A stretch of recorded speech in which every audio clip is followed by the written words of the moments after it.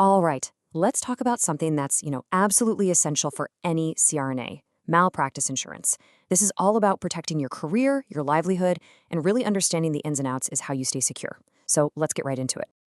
So here's the question we get constantly, especially if you're a 1099 contractor.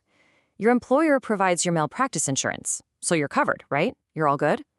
Well, you'd think so, but it's not quite that simple. Okay, so the answer really boils down to this. There are two completely different kinds of policies. And figuring out which one you have, well, that changes everything.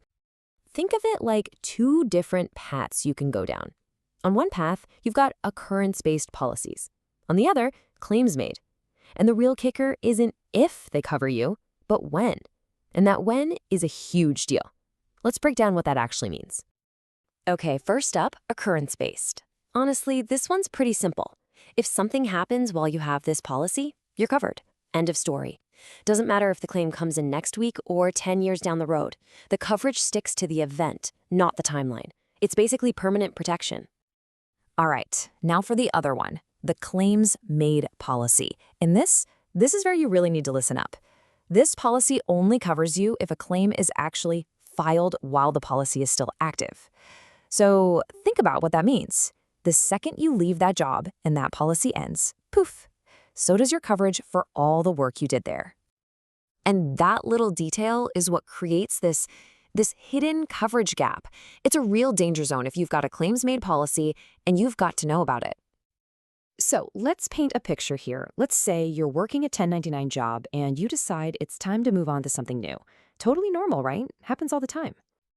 But your malpractice insurance was a claims-made policy from that company. So the day you walk out the door, that policy gets canceled. It's just gone. So what now? What about all that work you did, every single case? If a patient files a claim a year from now for something that happened while you were there, who's on the hook? Suddenly you're totally exposed. That's the gap. Okay, so there is a fix for this. It's called tail coverage. You can think of it as an add-on you have to buy. Its only job is to cover all that past work and close that scary gap after your claims-made policy is over. But here's the catch. Closing that gap isn't free. And I'm not talking about a small fee. As our source material puts it, the cost of tail coverage can be substantial. We're talking a lot of money. And for a lot of 1099s, the company might pay for the policy while you're there, but that massive bill for the tail, yep, that's all on you. Okay, so that's the problem. It's a big one. But the good news is you're not helpless. There are two really clear ways to make sure you're protected and never left in that vulnerable spot. So you've got two main moves you can make. First, there's the employer solution. If you're on a claims-made plan, you have to get it in writing, like in your contract, that they will pay for your tail coverage when you leave.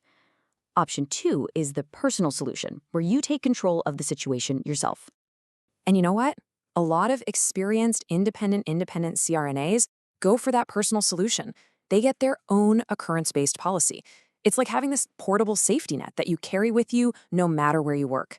It gives you total control. You never have to worry about gaps or who's paying for tail coverage. It's just total peace of mind. All right, let's wrap this up. We're going to distill all this down into a simple game plan. These are the key things every single CRNA needs to do to keep their career safe. Here it is, your protection plan. Number 1, you need to know what kind of policy you have.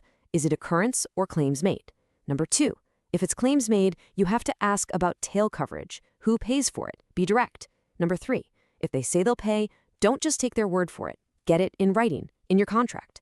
And finally, number 4, if you have any doubt, any uncertainty at all, just get your own personal occurrence-based policy. It's that simple.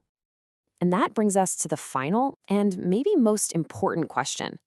After hearing all this, you really have to ask yourself, is my career as protected as I thought it was? Because being informed isn't just some boring insurance thing. It's about protecting the future you've worked so hard to build. Thanks for tuning in.